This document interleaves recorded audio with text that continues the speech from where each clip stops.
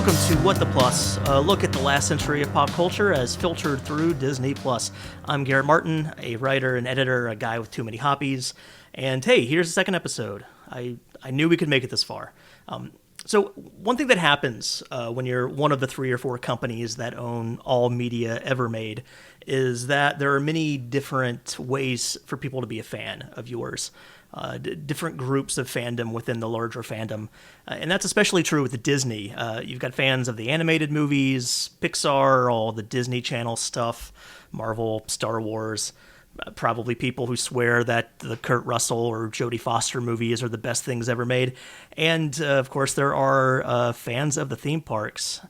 Now, don't ask me to pick. I'd say the theme parks and the animated features and shorts are equally crucial to me caring or writing about this company in 2020. There's really nothing else in the world like the Disney theme parks. I mean, other parks have tried to reach their level of detail and artistry, but there aren't many who have come close to matching, say, the original Disneyland or Animal Kingdom or Epcot in the 80s, and don't even bring up the Japanese parks. Those things blow everything else out of the water. I got hooked on these places young. When I was a kid, we lived about an hour and a half from Disney World, and we go there pretty often. I drifted away from them in high school and went 20 years without really caring that much about them before a stray trip to Disneyland in my 30s somehow turned me into an obsessive, someone who just wants to go to these places as much as possible and who wants to learn as much about the theme parks as I can, which, led to reading so many books, websites, watching lots of YouTube videos, some good, some not so good. So when they uploaded an obscure TV special from 1977 where a forgotten group of Mousketeers go on an absolutely ridiculous trip to Disney World, I might have taken the day off work to watch it as soon as I could.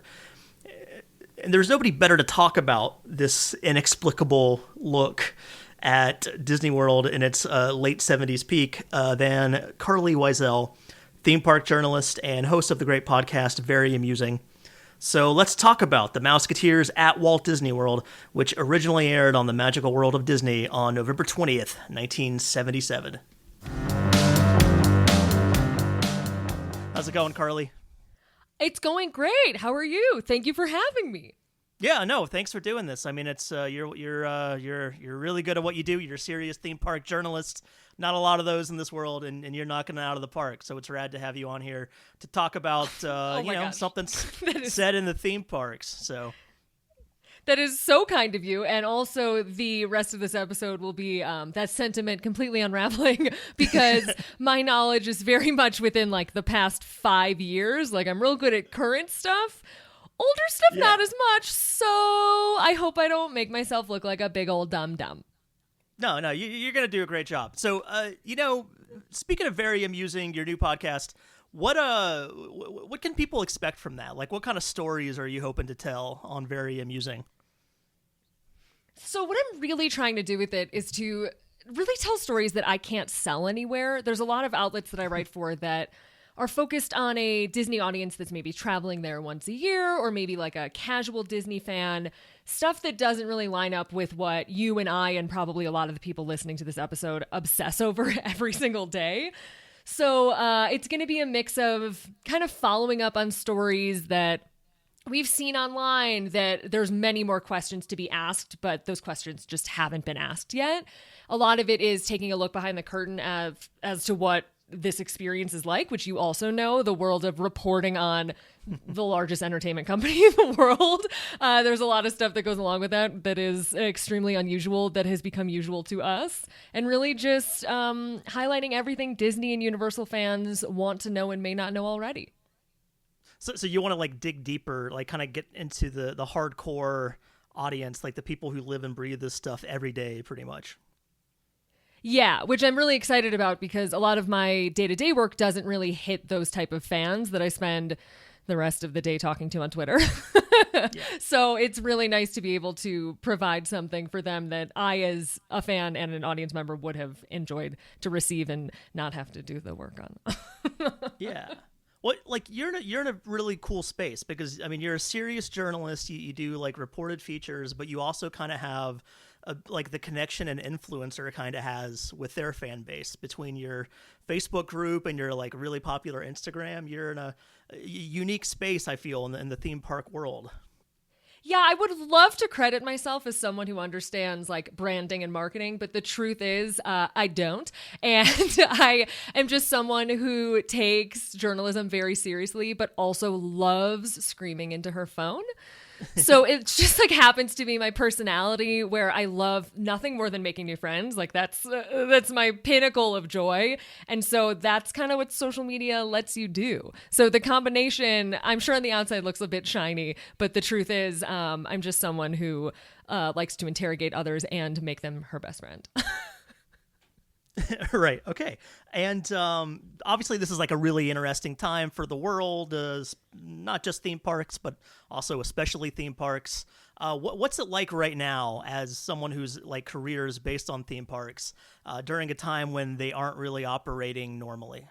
Oh my God, it's so overwhelming because for the first few months, it was probably like mid-April to probably mid-June. Every single day was spent just waiting for news to drop. Every minute of the day was like, is the announcement going to come now? Are we going to know when Walt Disney World opens today? Like you were just glued to Twitter, glued to texts, talking to everyone, trying to figure it out. And so now things feel quieter because Disney World is opening and we know that like Disneyland will come online soon. But I'm happy to be out of that space because that was very, very stressful. And the ultimate goal was just to be like, I have one sentence of information to yell at you. And then there wasn't really much to report because you didn't know until the park actually opened what it would be like in person. Yeah. So now that that's behind us, things are chiller, but also now it's just the heaviness of understanding that this will affect not only a lot of people's jobs, but also a lot of people's free times, like the thing that they use to balance out their hard job for the next probably 2 to 5 years. So just absorbing that and realizing like, oh, this isn't just like the half of the parks may be open, but there's still so much more happening and it's so bad. Yeah, and they're open, but we're looking at hours being cut. Some parks are going to be closed certain days of the week. I mean, it's still nothing close to what it was like, and who knows when we will get back to that point, Exactly, and who knows when it'll be safe to not only travel there in the same way we used to, but to experience the parks the same way we used to. So there's so many factors that go into it that are burdensome and sad and stressful and hard and, good old 2020. Right, man. So like Disneyland hasn't opened yet. So I don't know. I've heard rumors maybe they're eyeing September. Have you heard anything concrete or anything either way? I've heard a lot of rumors, but to me, I'm just waiting until they announce it because I had heard so many rumors over the past few months that all really had so much truth to them, but then things just shift for a number of reasons. So I've heard that as well, but also I'm just waiting until they say it officially because I would assume that they're going to be a bit more conservative considering they already announced opening once and had to delay it. Yeah, and that's kind of your home park. You live out in California. When that does open, do you think you see yourself going back there regularly again like you used to? See, that's what's so strange is that I flew to Walt Disney World for their opening, and I was very vocal about how nervous I was about it. Florida, the day Magic Kingdom opened, as a lot of people know, had the highest single day positive COVID cases of any day of any state the entire pandemic. So didn't really love being there for that. It was very stressful. But for some reason in my brain, I don't know why the airplane is the big difference here, but I wouldn't in COVID times, even right now when the California numbers are not great, well, they're bad, but I assume that when the park's open, they'll be better, but not great. I would feel pretty comfortable driving there, which I'm still trying to unpack. And I don't know why that is. Maybe it's because I know the way I visit the parks now is much different. I like to not go on indoor attractions. I like to stay away from people as much as possible. I like to try not to eat meals. I had a bunch of beef jerky sticks that I would shove under my mask in Florida. So knowing the way that I can control my own environment in theirs now, I think I would feel pretty comfortable going to a park that's just an hour drive away. But I don't think I'm going back to Disney World for a while. And if I do, it'll be to live in the woods at Fort Wilderness. But I think I probably will go back to Disneyland, not as regularly as I was before, but somewhat regularly, because there's no vacation pressure. There's no money burning there. It's just a drive from my house. And even if I go just to maybe pick up a caramel apple for a friend, like it's much more feasible than going on an actual vacation. Yeah. No, I know what you mean about the driving versus flying thing. I live in Atlanta, so Orlando is about 6-7 hour drive away. I used to go to Disney World about once a month, and I haven't gone at all since they reopened. I've considered maybe going, but like, you know, being the center of the entire outbreak in America for so long kept me away. But now, guess what is the fastest, highest growing, most likely per capita place you're going to catch this thing right now in America? Oh, no. I have a feeling it's Atlanta. yours. Yes, where I live. So now it's like, maybe Disney World is safer than staying home. Maybe I should go down there for a few days and see what it's like. I don't know. Oh, but yeah, there's a lot of factors in terms of Disney World, which I've reported on, but it's just like the sides keep bouncing back and forth against each other, because you do have a place where masks are required and enforced, which is so much better than so many of our cities. But you also have a lot of people traveling from other cities into one place and granted, Walt Disney World is incredible at operations, and so they know how to move people through and all the safety standards are in place, but you still are in a large place with lots of people from many other cities. So it's kind of like, is it good? Is it bad? Is it good? Is it bad? Is it good and bad? Is it neither good and bad? It's really hard to rectify it in your brain.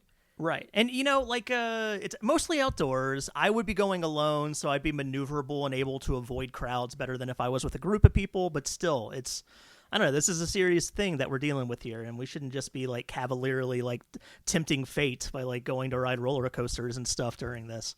But, yes, that's why I'm a big advocate of like go in with a plan, make sure like you know what you need to be safe, like you are in charge of yourself, and that is very important. And also, for the love of God, stay outside as much as you can, because there is a huge difference in being outside as opposed to inside. It must have been really weird, I guess, being in that environment with like masks on and everything. Like, what did it feel like just like on the ground in the parks while you were there? So that is one of the reasons why I do kind of want to go back, just to gauge it in a not opening day experience, because it was hotter than I think I've ever experienced at Walt Disney World. It was, you know, like if you go to the parks a lot, you know what Florida can be like. And it was the middle of summer. And it was one of the bad days. So like not only was it so hot, but you were also wearing a mask. And you were kind of disincentivized to drink water. So you were like, oh my God. So a lot of my experience was marred by humidity.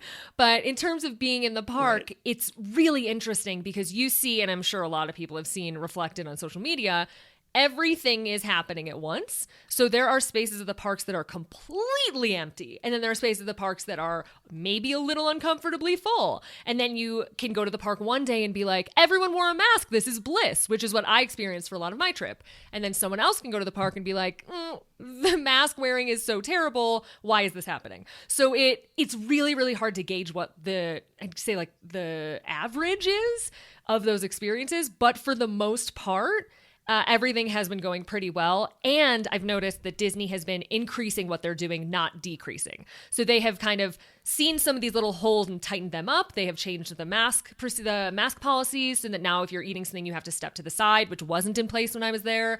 They're enforcing it more. I've seen there be more cast members put out to remind people to put their masks back on and to step aside when they eat, things like that. So I am curious to know what it's like now, because they have identified a few of the things that we reporters noticed day one and are trying to combat those really quickly, which is great. So I would like to go back, but I also don't want to get on a plane. So for me, that's the issue. But generally in the park, there are really good ways to avoid people. Every queue is spaced out, and they have really clear markers. They debuted these specific markers when they opened Disney Springs, which I thought were a bit confusing, and they changed them for the lines. So it's pretty easy to tell. You get used to it really quick, which is strange. Like you just get used to, like, you put on your mask, you stand on your little line, you wait for your little ride, you get a little pump of anti-bac. Like it just becomes a new Disney routine, which is bizarre because when you first get there, like you just want to like shove a popcorn down your gullet, and then like you just get used to being like, this is what we do now. Like you become a little small world doll, but you adapt so quickly within like 3 to 4 days. So it's really organized and it's really clear. And I spent a very limited time at Universal Orlando also, and I felt the same way there, that they're for the most part, everyone's doing a really, really good job, and the very brave, wonderful cast members are also doing a great job. Like it's pretty impressive what they were able to pull off. It probably helped that you have to be so like keyed into a routine at Disney these days anyway. It's so you got to plan everything in advance. You got to know exactly what you want to do before you get there. Very different from how it used to be, say, back in 1977, when a certain TV special was made that we're here to talk about today. The Mousketeers at Walt Disney World, which is up on Disney Plus. It went up in July. So you had not seen the special before we watched it this week, right? Oh, Garrett, I had no idea about this small gift that you have given me. I'm not usually inclined to watch vintage stuff just because it gives me this feeling of hating that I am in this century. Like I feel like that was my prime and I was not alive for it. So it's very sad for me. But I didn't know that this special existed. Usually, like the silly specials, like the historical ones. This one I did not know about, and I am so glad I do. Yeah. I mean, like, you see that Splash Mountain clip of the people rapping in front of Splash Mountain all the time. I had never heard of the special until it went up on Disney Plus, and it is like on a level of just like unhinged insanity, well beyond the Splash Mountain rapping scene. Oh, yeah. People think they've seen some things. Not until you see whatever this was. So I guess, starting it off, like, it's clearly an ad for the resort. I mean, the concept is you have the new Mickey Mouse Club, which ran not very long in the late 70s. They're going to Disney World for a vacation. And this is at a time, I think 1976 is when they made it, maybe 77, when it was only one theme park, only a few hotels. I think a lot of people probably just thought, oh, you go to the Magic Kingdom and you go home. Didn't know that Disney was trying to build this huge, crazy, like, intense, inclusive resort or whatever. So it definitely has, like, could you get that feel of it basically just being like kind of an advertisement for the parks? Yes, it really felt like kind of like a homespun version of what we're just used to today, because you and I'm sure we've both seen our fair share of like marketing materials, even like Stacy's Must Do Disney and the hotel rooms, stuff like that. And we're used to a certain style. So this felt like, when you watch the music video as a kid and you're like, did that car brand pay to be in that? Like when you first realize, like, is something happening? Like, is there a reason that I don't know, like Britney Spears is on Plenty O Fish in her music video, stuff like that. And so I actually watching it, I was like, I don't know what this is. Is this an advertisement? Is this a movie? And it kind of like, it all clicked once I, a few minutes into it. And I was like, oh, they're low key trying to advertise stuff, but acting like this is a mini movie. And I think they did a really good job of it. I really liked it. I mean, it becomes really obvious when the kids are like, hey, let's go to River Country. And then it cuts to like a minute-long song about River Country with no storyline. Just like, oh my God, can we get into that song, slides. Please? I'm sorry, I can't move on without talking about the water slide shot. Okay, so to tie it back to what you just said, yes, that's the moment where I was like, this is promotional. And also, why is it? Because the footage they show of River Country is so unsafe. Like, did Disney never have a legal department? It is kids in tubes falling out of the tubes, falling on each other, like some real like action park style stuff. And it doesn't make sense to me that this is what they chose to be like, come hang out. So much so that like an older man falls out of his inner tube and they use that footage twice. They use it twice. It's like the longest shot in the whole montage too, is like this kind of overweight bald guy like falling off of his tube and struggling to get back on it. Yes, they're like, come here and drown. And like the irony is that like people did end up dying there from visiting River Country, may I say, due to what is it, flesh-eating amoebas or something. Oh yeah, that stuff, right? Yeah, just like brain bugs. Yeah, man, that like That's just kind of what water parks were like back then. I haven't been to a water park in over 30 years, since the 80s. And I remember the one I went to as a kid in Tampa. It was like, you always heard the stories like, oh, that's the inner tube ride. It's going to completely scratch the hell out of your back. You're going to get off that thing all bloody and everything. It's like, I think the entire water park like genre or whatever was just action park nationwide with water everywhere. Yeah, and I think from what I understand, I think River Country is like maybe credited with being one of the first, if not the first. But still, like, if I was a parent of a child, I'd be like, get out of here. Like, do not be on these tubes that just smash bodies into each other. But alas. Right. I think it's telling that I don't think any of the actual Mousketeers are in that footage. It's like they couldn't get the insurance to let their child actors actually go to the park. Oh my gosh. I don't want to cut out the beginning of the film advertisement, whatever we are calling it, because it's pretty wild too. Yeah, the scene on the monorail. Yeah, I don't know if you want to go chronologically through this bizarre journey, but Absolutely. I just want to make sure we don't forget. So when this movie started, I didn't know what to expect. And then there were advertisements. Yeah, like I was going to ask, how shocked were you when that shake and bake ad started?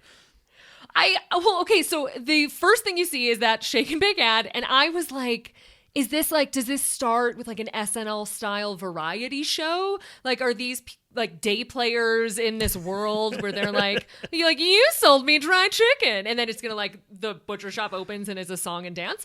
I was not expecting a full chicken advertisement. That being said, now I very much want to buy shake and bake because they sold me. It looks delicious. But it was such a nice touch to set the mood of what was to come. Yeah, it really transports you back to that specific time and place. Mm-hmm. Yeah, so after the ad break, I think there's a Gainsburgers ad where a dog has to go give babies on a farm or something. Oh, yeah. Weird, right? Yeah. The language they used was like, we had to send our dog to the neighbor's farm to... Oh, God, I think I wrote it down because it was so weird.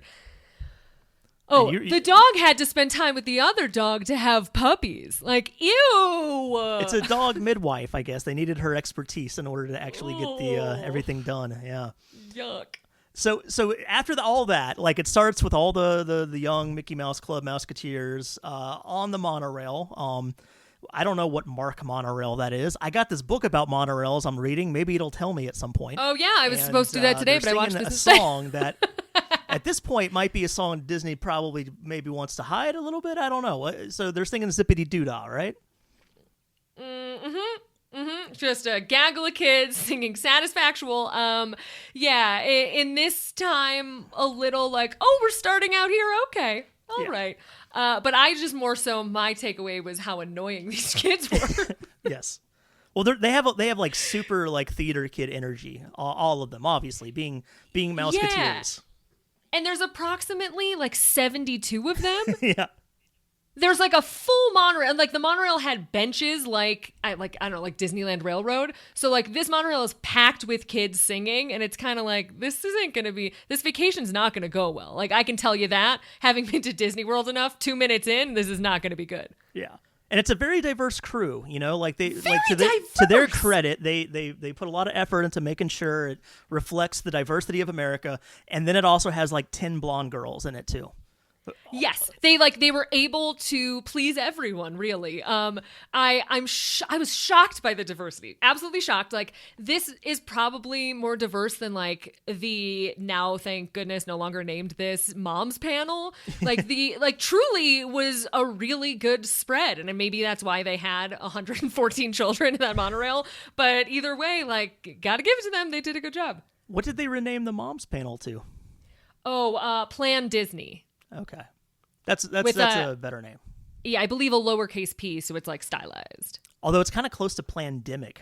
That's all I'm going to think about now. Oh, no. Whenever now that's I hear all I'm going to Disney. think about. Yeah. Oh, boy. So, okay, they get off the monorail. We see that weird... two of the girls really want to play tennis, which I guess Disney wants you to know they have tennis courts. But, like, if you're a 10-year-old kid going to Disney World, would you be like, hell yeah, I'm going to go play some tennis right now? No, it seems like these children don't understand the whole point of going to Disney World to do everything you don't get to do at home, which is like eat pretzels for dinner and go on roller coasters. Like, why are you doing athletics? Get out of here. They do have a good shot of pretzels coming up, though. So your pretzel needs are ticked off. Yeah. I agree. Okay, so from there, they wind up in the arcade at the Contemporary. Yes, the arcade scene, which those pinball machines looked so fun. They really do. I'm a pinball guy. We've got some in our house. When that scene happened, the first time I saw it, I just was laser focused on trying to figure out which specific machines they were. I couldn't. Yeah, that do it. arcade looked way better than current arcades that are at hotels. And I don't think that's like rose-colored nostalgia glasses. Like, truly, I would love if they had pinball in them right now. Yeah. Well, I will give this. Disney resorts are pretty good. They usually have a couple of pinball machines in all their hotel arcades. They're always based on Disney properties like Star Wars or Tron or Pirates of the Caribbean. Oh. But I tend to wind up, every time I go to a Disney hotel, I wind up playing a little bit of pinball one night. So, but I only end up in the arcade after a bar.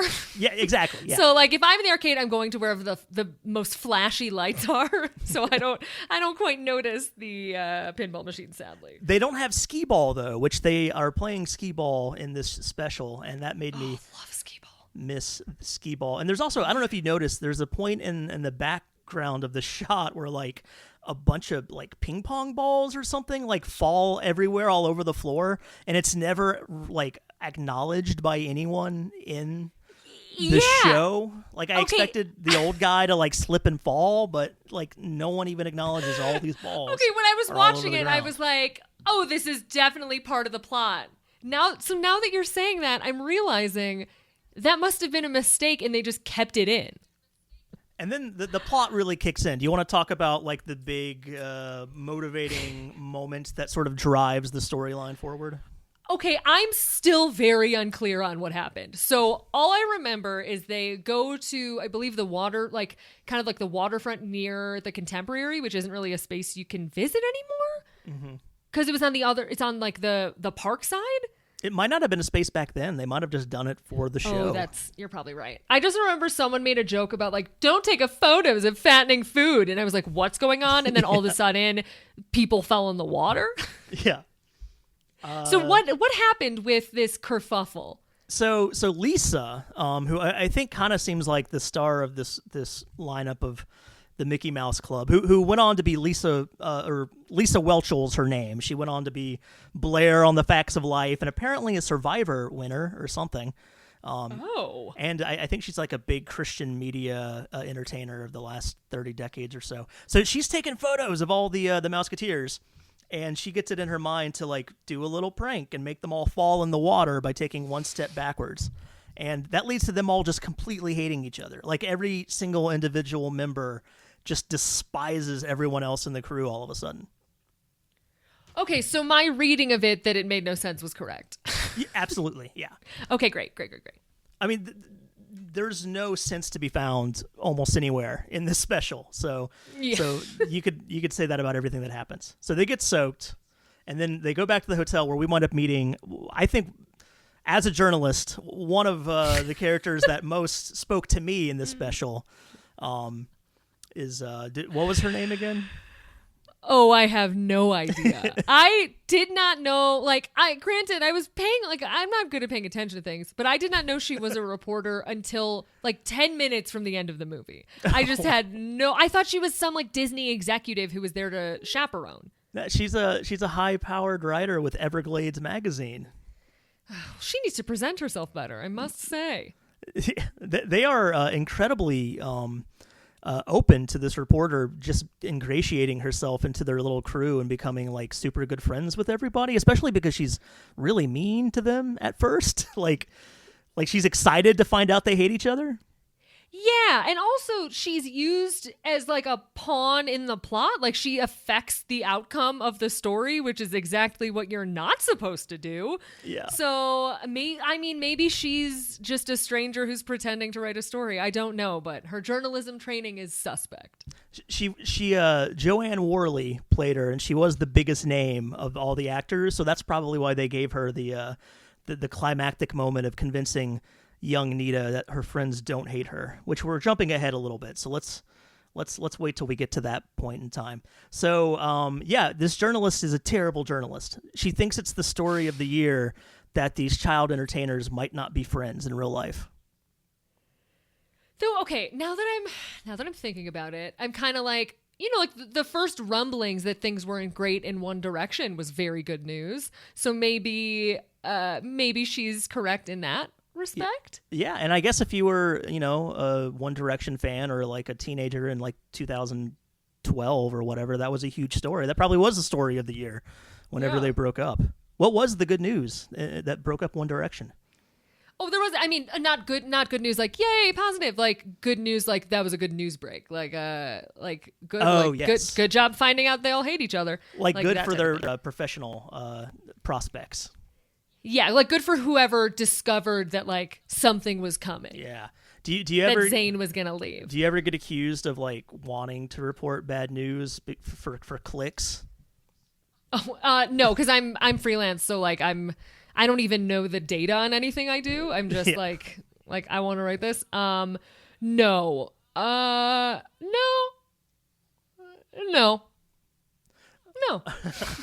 Sorry, I had to think through everything. Yeah. Okay, so getting back to the special, there's a scene where like some of the girls who hate each other, but they still go shopping together. They go to the old Disney Village, I guess what is now Disney Springs.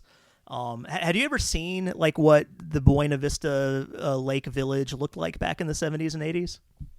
I had not, and now I want to, knowing that it's basically the mall of my dreams. What? Oh, I will elaborate. Okay. Yeah. So the clothing shop like would buy everything in there. The girls pull a few dresses off the rack, one of which, and this is not everyone on this podcast will understand this, but one of the dresses looks so much like the Love Shack Fancy Target collaboration, like a dress that is very popular right now that a lot of people are wearing, to the point where I was like, oh my God, I want to go to this store.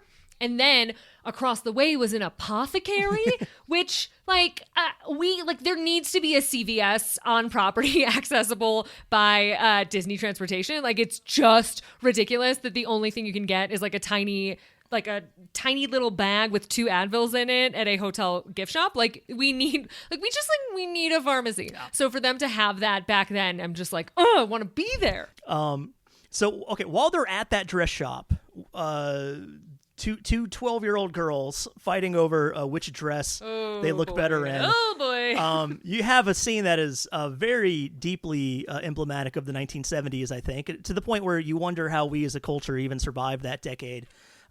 These two 12-year-old girls fighting over a dude who looks like he's got to be 35 at least. Oh yeah, that is a. Can we swear on here? What's the swear? Oh yes, go ahead, swear up. This is a free speech zone. That is a grown-ass man. Yeah. That is a fully grown-ass man.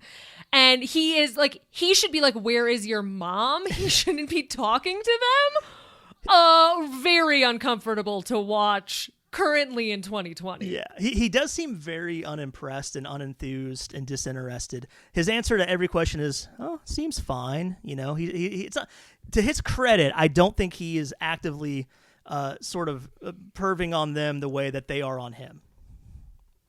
Oh yeah, they big time perving. It's weird. It's weird. It's a child. They could have had a teenager there. Like, why? Yeah, it's a children's entertainment company trying to promote their theme park for children to families, and that's just the way it was in the 70s, I guess. Maybe I don't want to be in the 70s. So suddenly they like each other. Now that they've hit on this dude together, they realize, oh wait, we share each other's clothes, so we must be friends now. We don't hate each other. That's how. Well, yes, Garrett, that is how most female friendships are made. Okay. You both hit on the same guy, and if neither of you get him, and if you can share clothes, you are instantly best friends. Oh, perfect. So that actually Yeah. scans as real life right there. That's good. Oh yeah, many of my friendships have begun with me as a young teen hitting on an adult man at a vacation resort. Right. So, yeah. And he's dressed like a tennis pro, and it wasn't even one of the tennis girls who was calling him a double fox.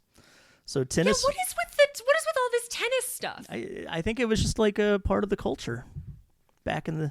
One executive like put in a tennis court and was like, "We must tell people." Yeah.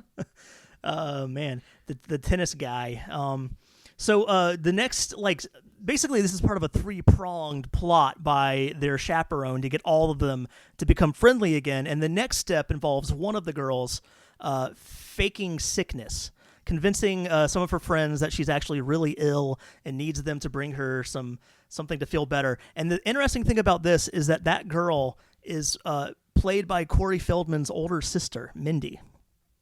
Oh, I didn't know that. I didn't either. I researched this because it's so everything is so weird in the special that I looked all this stuff up. And the really weird thing about this whole little storyline, they hatched the plan. It looks like they're sitting, you probably know the name, I don't, the Outdoor Patio Cafe right before the Central Hub at the Magic Kingdom. Outdoor Patio Cafe? It's like you see like the castle behind them and everything.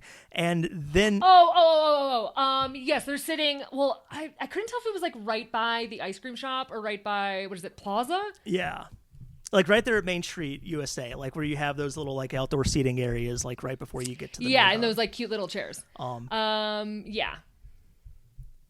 My Disney brain has fallen out of my head. So let me just make sure I know the name of it so I don't sound dumb. It's been a I long hope we time can since edit you've been this. there. Is that okay? So yeah, go right ahead. Yeah, it's the Plaza, right? Is it the Plaza? The Plaza? Yeah. Okay, I got it. But so I was going to say, this is like the first moment that you really start to understand this special's very interesting connection to the geography of the Magic Kingdom and of Disney World in general, because they're in the theme park talking about this plan, and the next thing you see, they're back at the hotel with the girl in bed acting sick. So for some reason, they went to the theme park, I guess just to eat, and then went back to their hotel in order to enact their fiendish plot to trick her friends into not hating her. Yeah, I guess I didn't think through the logistics. I was just like, look at these people bopping around town. Yeah. And it happens later on, like there's the climax. This is the 70s, so there's a climactic chase scene to end the whole special. And it ends with like, one of the girls getting in the speedboat and like suddenly like she's on the sky buckets, and then she's like back on an island with parrots. And it makes no sense. But it's all very exciting, which I think is the key point there. I'm just looking through the notes that I took, and there's just, for me, for someone who watched this and was like, well, I'm not going to pay attention to the plot because you're not giving me any. So I just focused on the details, and watching people board old school Space Mountain was so amusing to me because they're truly just like sitting on each other's junk. Like they fully just plop on each other, which I just can't not see through today. Like Can you imagine going to Magic Kingdom with your friends and being like, yep, like let's just wrap our legs around each other while we go on this rocket to the stars? Like that just seems so weird to me. And I know that like that's how Matterhorn used to be and like everything used to be this way, but it just seems so strange. Yeah, one of the Splash Mountains is like that still today, right? I never remember which one's which, but isn't there one of them where you just like... I guess it was less egregious to me because like this one, because it was 2 in the front and then 2 behind them. So it's like, oh, everyone's going up on someone. Yeah. Because like every single seat was 2. And the way that they just like plopped in, like the couple behind them was just like, plop, we're here. I'm like, oh my God. Like, what? Like I can barely handle Big Thunder Mountain with someone else on the bench because I slam into them. So I can't imagine this was very comfortable. That Big Thunder is a shoulder bruiser of a ride. But it is weird. Those 2 kids who they call each other Turkey like 50 times during the special. And they plop down on that seat and they like get buckled in and they're yelling at each other. The thing is like The only reason they're even getting on the same rocket is because one of those kids just blatantly cut through the whole line. Yeah, he did. He fully cut the line. And even his friend was like, he cut the line. And the ride attendant is like, shut up and get in the ride. Like, I don't care. Right. And then it cuts to like a montage of Space Mountain footage that doesn't feature the actors again. It's just like random people enjoying a ride for a minute or so. I guess it was relatively new, so they had to let people know, hey, we have roller coasters now at Disney. Yeah, and if you argue before them, when you exit them, you'll be fine. Exactly. You just suddenly, the power of the cosmos overwhelms you and makes you realize the petty differences are insignificant in front of the universe. Yes.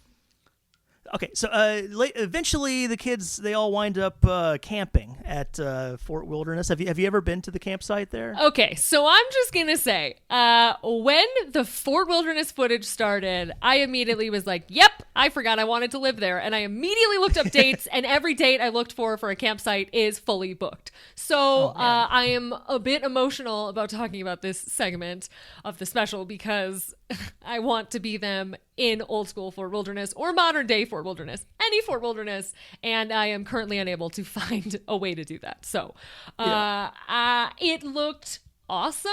Also, they set up a full village. Like, I've never approached camping where you can have 20 people set up camp, not just 3. So it seemed pretty tight. Also, though, the reporter being with them, not a chance. Not a chance I would ever follow a subject to the woods and just like sleep on the ground with them. Never going to happen. I don't care how prestigious Everglade magazine is or whatever. It's not happening. Yeah, and this is where we meet their chaperone's boss, who is very angry with him the entire special. He's just like randomly walking through a campsite at night because it's not like he's there to meet him. He's just like, oh, hey, whatever, guy, you're here. What's happening? And then he yells at him and walks away. And it's very baffling. So weird. This whole special is weird. I've never been to the campsites at Fort Wilderness. So, like, I mean, yeah, you never probably could have that much space. You probably, like, do you get to have your own private like campfire and all that stuff there? So I've been to Fort Wilderness a ton of times. I've walked the grounds. I've never personally stayed there because I'm someone who is obsessed with hotels, which that sentiment does not stand currently in a pandemic. It's all like sleep outside, like do whatever you can to get away from people. So I'm changing. Right. But some of the stuff did like remind me of how it is now, like when they're with the horses, which was very nice. But what I've seen of it, I haven't seen actual campsites. I've seen the RV campsites, and you're not as far away from others as you are with this. They're not just like, here's an acre, make camp. You're like given a very specific plot of land. So this is a little dreamier than what we have now. Which, is very appropriate because the action, the things that happen at the campsite lead to a dream sequence. That's probably the highlight of the special. Long story short, one of the girls, she ties the tents to the back of an RV. It drives away. The tents collapse. Every other kid is just incredibly mean to her, like the meanest people you've ever seen on a TV show to her. And she cries and then runs away to the Magic Kingdom where it's suddenly light, but rainy, not night anymore, and it's entirely abandoned. She's completely alone. And then she falls asleep next to the castle where, the big show-stopping musical number happened. What did you think of? I'll let you take it from there. Like, introduce the concept to the listeners. Oh, what did I think of Pooh Polka? Yes. I got a lot of questions because if you're going, like, the choice of IP of Winnie the Pooh, the character who appears in this dream sequence, with a polka, which has nothing to do with the environments that we're currently in this film, is just so bonkers to me. And to do it in a dream sequence so that the whole thing looks like the camera lens is dirty, like, it's just... It is too much for me to handle. Everyone is in costume except 2 of the people who are in jammies, which, listen, I wish you could see my Google searches that lined up with my viewing of this, because it was like Fort Wilderness availability, like RV rentals, and then it was like vintage Disney pajamas. Like, I just want everything they're selling. But the poll, like, so I mean, it's got... Why? It's got no connection to Winnie the Pooh or where the Pooh characters come from. It's got no connection to the parks, no connection to anything whatsoever. And it is kind of amazing. I mean, it got stuck in my head for weeks the first time I watched it. It's a total earworm, one that doesn't need to exist and probably shouldn't. I just don't know how this clip hasn't individually gone viral among Disney fans because it's just unhinged. Yes. I have found some bloggers and YouTube people who had written about this before it went up on Disney Plus, like over the last few years, but I feel like it's definitely the whole specials had a very low profile. Like it was ripe for rediscovery, and Disney Plus, smartly, they decided to help rediscover it themselves instead of letting people bootleg it on YouTube or whatever. Yeah, I agree, because I am a better woman for having watched this.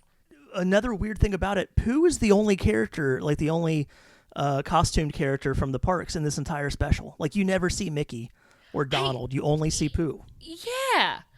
Why? I don't know. And they barely spend any time in the theme park. And I'm wondering, again, if that's part of the people know what Magic Kingdom or Disneyland is. We need to show them everything else you can do here. And I don't know, maybe Pooh being part of the theme park was considered like fresh or unique back in the late 70s. I don't know. Yeah, it must have. But still, you wanna promote the classics. Maybe they didn't want to sully the good name of Mickey Mouse by putting him in connection to this thing. Yeah, his contract doesn't allow him to be in marketing material. Right. So this then kicks off that big chase sequence I was telling you about, which is just sort of like a quick hit, like look at different parts of the resort.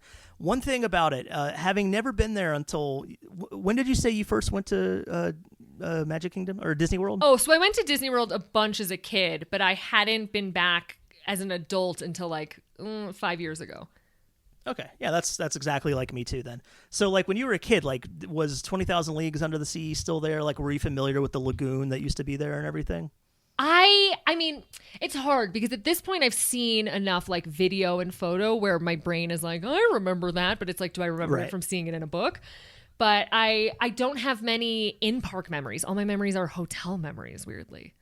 Well, that's the opposite for me. I mean, I lived in Florida until I was 12, and so Disney World was totally like a day trip. We'd drive up, we'd do the parks, we'd go home. I never actually stayed in a Disney hotel until like 5 years ago. Oh, wow. Yeah, we were like, my grandma would take us every year, and she was in the travel business, weirdly. And so, like, I didn't know this until I watched the videos back and then was like, oh, that's what that weird memory I have is. But I, like, remember being I remember being in the Grand Floridian rooms. I remember, like, the gift shop. I just remember all of that very clearly. But the parks, I really don't.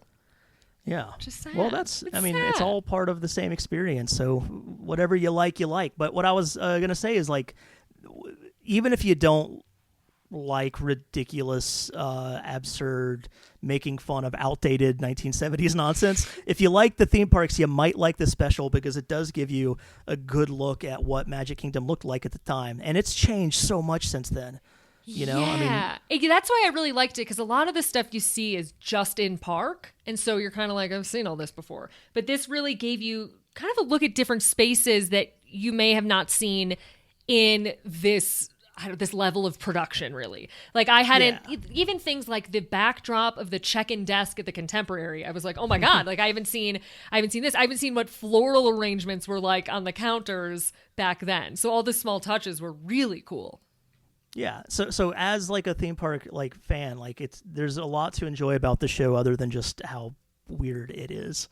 Yeah. And, you know, our journalist friend, as we mentioned earlier, she winds up being the crucial character, getting the troupe back together in time for their big performance at the castle to end the episode. Again, as a journalist, would you try to make a very sad young girl feel better, or is that getting too close to your subject? Yeah, Garrett, I'm not going to come out of this question well. Like no matter what I say, I'm going to look horrible.